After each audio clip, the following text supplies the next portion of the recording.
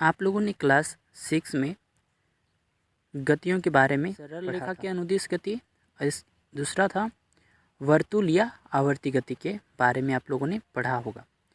इसी का यूज़ करके आपको ये जो सारणी 13.1 को दिखाया गया यहाँ पे, इस स्थान को आपको फिलअप कर लेने भर लेने हैं। हम लोगों ने देखा है सड़कों पे चलते हुए वाहनों को कि कोई धीमी गति से चलता है और कोई बहुत तेज़ गति से चलता है। यहाँ पे दिया गया है हम लोगों का पॉइंट है मंद अथवा तीव्र। मंद यानी कि धीमा होता है और तीव्र यानी कि बहुत ज़्यादा तेज़ होता है। देखिए, हम जानते हैं कि कुछ वाहन अन्य वाहनों की तुलना में अधिक तीव्र गति करते हैं। यहाँ तक कि एक ही वाहन विभिन्न समय पर तीव्र अथवा मंद गति तय कर सकता है। यानी कि हम लोग मान सकते हैं कि एक कार जो है स्टार्ट होने के बाद क्या करता है, धीमी गति करता है। इसके बाद धीरे धीरे अपनी जो गति हो उसको बढ़ा देता है, बहुत ज़्यादा तेज़ कर लेता है। तो हम लोग कैसे पता करेंगे कि जो कोई वाहन जो है वो धीमी गति से चल रहा है या फिर? तो इसके लिए हम लोगों को 13.1 जो क्रियाकलाप दिया गया है उसका चित्र 13.1 और 13.2 को देखना पड़ेगा। तो चलिए देखते हैं। यहाँ पे देखिए 13.1 में आपको दिखाया जा रहा है कि बहुत सारी गाड़ियाँ हैं एक ही लाइन पे, मतलब एक ही दिशा में जा रहे हैं, यानी कि इस ओर जा रहे हैं। और दूसरे जो दिखाया दूसरा फिगर में यहाँ पे दिखाया गया जो ग्रीन कलर का जो कार है वो पहले तो यहाँ था, पहला जो चित्र है उसमें तो आपको यहाँ दिखाई दे रहा है, ठीक है, लेकिन दूसरे चित्र में आपको यहाँ इस स्थान पर दिखाई दे रहा है। तो हम लोग कह सकते हैं कि जो ग्रीन कलर का कार है वो बाकी की अपेक्षा अधिक तेज़ी से गति कर रहा है।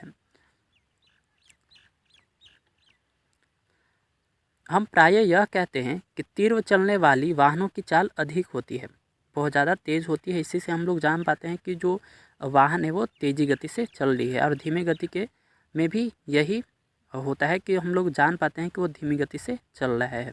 तो देखिए 100 मीटर दौड़ में यह निर्णय करना सरल हो जाता है कि किसकी चाल अधिकतम है, यानी कि अधिक है। जो धावक 100 मीटर दूरी तय करने में सबसे कम समय लेता है उसकी चाल जो होती है अधिक होती है। हम इससे पता कर लेते हैं कि जो धावक क्या करता है 100 मीटर दौड़ में रेस में कम से कम समय ले उसकी चाल जो होती है अधिक होती है। अगला हम लोगों का टॉपिक है वह है चाल। देखिए, आप चाल सबसे परिचित हैं, मतलब आपको पता है कि चाल क्या होता है। ऊपर दिए गए उदाहरण में अधिक चाल से यह संकेत मिलता है कि किसी दी गई दूरी को कम समय में तय किया गया हो अथवा किसी दिए गए समय में अधिक दूरी तय की गई है। ये हमको उदाहरण में पता चला था। दो या अधिक वस्तुओं में कौन तीव्रतम गति कर रहा है, इसे ज्ञात करने की सबसे सुविधाजनक विधि यह है कि हम इसके द्वारा किसी एकांक समय, यानी कि मान चलिए 1 घंटा में कितनी लंबी दूरी तय कर रहा है, इससे हम लोग पता कर पाएंगे। इस प्रकार यदि हम 2 बसों द्वारा 1 घंटे में तय की दूरी जानते हैं तो हम बता सकते हैं कि उनमें से कौन अपेक्षाकृत मंद है या और कौन सा तेज है। देखिए, चाल किसको कहेंगे? किसी वस्तु द्वारा एकांक समय में तय की गई दूरी को हम लोग उस वस्तु की चाल कहते हैं। तो आपको चाल से परिचित हो गया। देखिए, जब हम यह कहते हैं कि कोई कार 50 किलोमीटर प्रति घंटा की चाल से गति कर रही है तो इससे यह ज्ञात होता है कि वह कार 1 घंटे में 50 किलोमीटर दूरी कर रही है। कोई कार एक ही घंटे तय किसी नियत चाल, यानी कि समान गति से चलती है, वास्तव में वह धीमी चाल से गति आरंभ करके अपनी चाल बढ़ाती है, यानी कि धीरे धीरे बढ़ाती है। स्टार्ट होने से एकाएक तेज़ी गति से नहीं पकड़ लेती है, यानी कि धीरे धीरे स्टार्ट होता है, स्टार्ट होने के बाद धीरे धीरे गति पकड़ता है। देखिए, जब हम यह कहते हैं कि किसी कार की चाल 50 किलोमीटर प्रति घंटा है तो प्रायः हम केवल कार द्वारा 1 घंटे में तय की गई दूरी पर ही विचार करते हैं। हम इसकी चिंता नहीं करते कि इस 1 घंटे की अवधि में कार नियत चाल से चलती है अथवा नहीं। वास्तव में यह परिकलित की गई चाल कार की औसत चाल है। इस पुस्तक में हम औसत चाल के लिए चाल शब्द का ही प्रयोग करेंगे। अतः हम तय की गई कुल दूरी को कुल समय से विभाजित कर चाल की पता लगा सकते हैं, जिसकी फॉर्मूला यहाँ पे दिया गया है। चाल बराबर तय की गई कुल दूरी और लिया गया कुल समय, इसके द्वारा हम लोग चाल की प्राप्ति कर सकते हैं। देखिए यहाँ पे दिया गया बॉक्स में अपने दैनिक जीवन में हम बिरले लंबे दूरियां तय अथवा अधिक समय तक वस्तुओं को एक नियत चाल से गति करते हुए देख पाते हैं सड़कों पे। ठीक है, आप खुद कार से यहाँ वहाँ गए होंगे, तो यदि किसी सरल रेखा के अनुदिश गति करने वाली वस्तु की चाल परिवर्तित होती रहती है तो उस वस्तु की चाल असमान होती है, यानी कि सीधे रेखा में चल रही है, कभी धीमे चल रही है, कभी स्पीड में, तो उसको हम लोग क्या कहेंगे, असमान चाल कहेंगे। इसके विपरीत, इसके उल्टे किसी सरल रेखा के अनुदिश वस्तु की नियत चाल से गति एक समान गति कहलाती है, यानी कि 50 किलोमीटर प्रति घंटा से चल रहा है लगातार, तो चल रहा है, तो उसको हम लोग क्या कहेंगे, एक समान गति कहते हैं।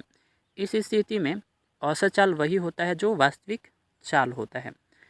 यदि हम किसी वस्तु द्वारा किसी निश्चित दूरी को तय करने में लगे समय को माप लें तो हम उस वस्तु की चाल ज्ञात कर सकते हैं। जैसे कि कक्षा 6 में आपने दूरी मापने के लिए सीखा था, कैसे दूरी मापा जाता है। हम लोग इस चैप्टर में जानेंगे कि समय को कैसे मापते हैं। 13.3 जो है वह है समय की माप। कैसे हम लोग समय मापते हैं जानते हैं। देखिए, हम लोग अपने दैनिक जीवन में समय मापने के लिए घड़ी का इस्तेमाल करते हैं, लेकिन जब घड़ी नहीं था तो हमारे जो बुजुर्ग थे, हमारे जो पूर्वज थे, वो कैसे समय का पता लगाते थे। समय की माप से हमारा तात्पर्य जो है काल अंतराल की माप से है। तो देखिए, जो हमारे पूर्वज थे वो कैसे पता लगाते थे कि अभी समय क्या हुआ है। देखिए, हमारे पूर्वज ने ये देखा कि प्राकृतिक में बहुत सारी ऐसी घटनाएं हैं जो अपने आप को दोहराती है, जैसे कि सूर्यास्त और सूर्योदय। ये जो पहली घटना थी उन्होंने नोटिस किया, इससे उनको जो है एक दिन का पता चल गया। इसी प्रकार से एक अमावस्या से अगली अमावस्या के बीच की समय जो है उसको माह यानी महीना के रूप में उन्होंने उसको माना। वर्ष के लिए उस समय के लिए नियत किया गया जितने समय में पृथ्वी सूर्य की एक परिक्रमा पूरी कर लेती है उसको एक वर्ष माना गया।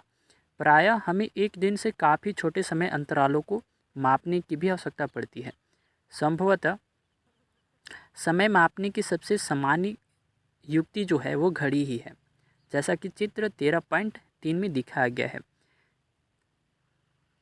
देखिए, घड़ियाँ को कार्यविधि जो होता है वो काफ़ी जटिल होती है, परंतु सभी घड़ियाँ में आवर्ती गति का उपयोग किया जाता है, जिससे होता है हम लोगों को घड़ी जो होती है सही समय बताती है, उसमें आवर्ती गति का उपयोग किया जाता है।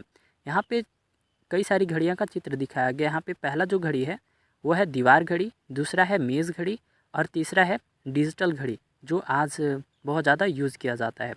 देखिए, आवर्ती गति का एक परिचित जो उदाहरण है वो है सरल लोलक, जो हम वहाँ पे देख पाएंगे दीवार घड़ी में लगा हुआ होता है। देखिए, सरल लोलक धातु के छोटे गोले अथवा पत्थर के टुकड़ों को किसी दृढ़ स्टैंड से धागे द्वारा निलंबित करके बनाया जा सकता है, जैसा कि चित्र 13.4 का ए में दिखाया गया है। धातु का जो लोलक होता है उसको हम लोग गोलक कहते हैं। यहाँ पे दिखाया गया, यहाँ पे गोलक कहते हैं। देखिए, चित्र 13.4 के ए में लोलक को अपनी मध्य स्थिति पर विराम अवस्था में दर्शाया गया है। जब लोलक के गोले को धीरे से एक और ले जाकर मुक्त यानी कि छोड़ दिया जाता है तो इधर उधर गति करना आरंभ कर देता है, जैसा कि चित्र 13.4 के बी में दिखाया गया है। सरल लोलक की यह गति आवर्ती अथवा दोलन गति कहलाता है।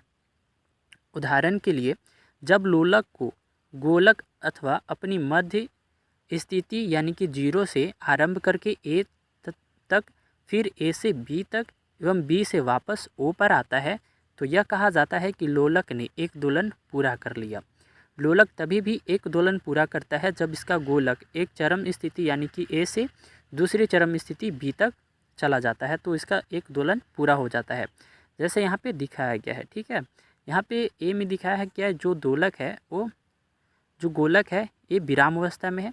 अब फिर यहाँ से क्या किया, यहाँ से स्टार्ट किया गया और यहाँ पे एंड किया गया, तो यहाँ से यहाँ तक जो भी इसकी जो घूमा यहाँ से यहाँ तक इसकी एक दोलक हो गया। ठीक है, सरल लोलक एक दोलन पूरा करने में जितना समय लगाता है उसे सरल लोलक का आवर्तक काल कहते हैं। तो आवर्तक काल को आपको पता हो गया। देखिए क्रियाकलाप 13.2 में जो गोलक होता है, लोलक जो होता है, दोलन कैसे करता है उसको बनाने के लिए सिखाया गया है। तो आप लोग अपने घर पे इसको कीजिएगा, आप लोग बनाने की कोशिश कीजिएगा। देखिए लगभग 1 मीटर लंबा धागा अथवा डोरी लेकर चित्र जैसे 13.4 के ए में दिखाया गया है, जो आप लोग अपने पाठ्य पुस्तक में भी अच्छे से देख पाएंगे। उसको देखकर आप लोलक का निर्माण कर पाएंगे अपने घर में ही। यदि पास में कोई पंखा चल रहा हो तो उसको बंद कर लीजिए। लोलक के गोलक को अपनी मध्य स्थिति जैसे कि 13.4 के ए में दिखाया गया है उस स्थिति पर रख लेना है, यानी कि ओ स्थिति पे। गोलक के नीचे फर्श पर अथवा इसके पीछे दीवार पर उसकी मध्य स्थिति को एक चिन्ह द्वारा अंकित कर लीजिए उसको, और नोट कर लीजिए कहाँ पे ओ स्थिति है। लोलक का आवर्तक काल मापने के लिए हमें विराम घड़ी की आवश्यकता होगी, जिसको हम लोग स्टॉप वॉच भी कहते हैं, डिजिटल घड़ी का। यदि विराम घड़ी उपलब्ध नहीं है तो मेज़ घड़ी अथवा कलाई घड़ी का भी उपयोग की जा सकती है, आप लोग कर पाएंगे। देखिए लोलक को गति में लाने के लिए गोलक को पकड़िए और इसे धीमे से एक और ले जाइए। यह सुनिश्चित कीजिए कि जब आप गोलक को भी स्थापित कर रहे हों तो उसे अपनी बंधी जो डोरी हो वो तनी हुई हो। अब गोलक के विस्थापित स्थिति से मुक्त कीजिए, यानी कि जहाँ से आप पकड़े हैं उसको छोड़ देना है। ध्यान रखिए गोलक को छोड़ते समय इसे धागा जो धक्का नहीं देना चाहिए, यानी कि धक्का नहीं लगना चाहिए उनको।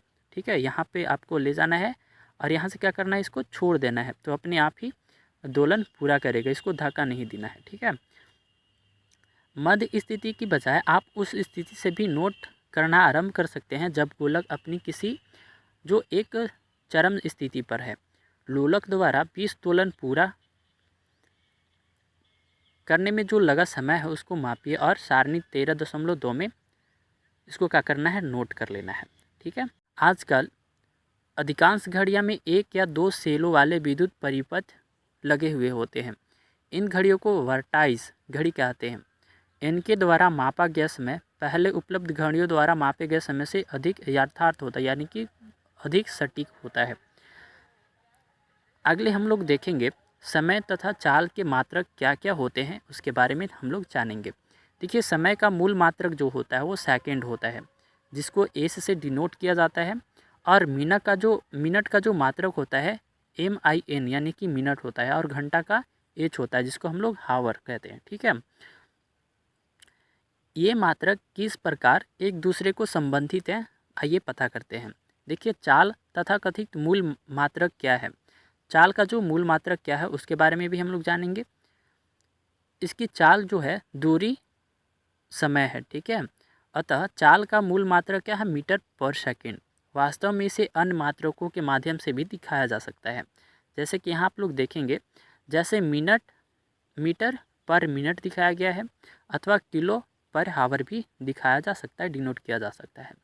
आपको यह याद रखना चाहिए कि सभी मात्रकों के प्रतीक को एक वचन में लिखा जाता है, बहुवचन में नहीं लिखेंगे हम लोग।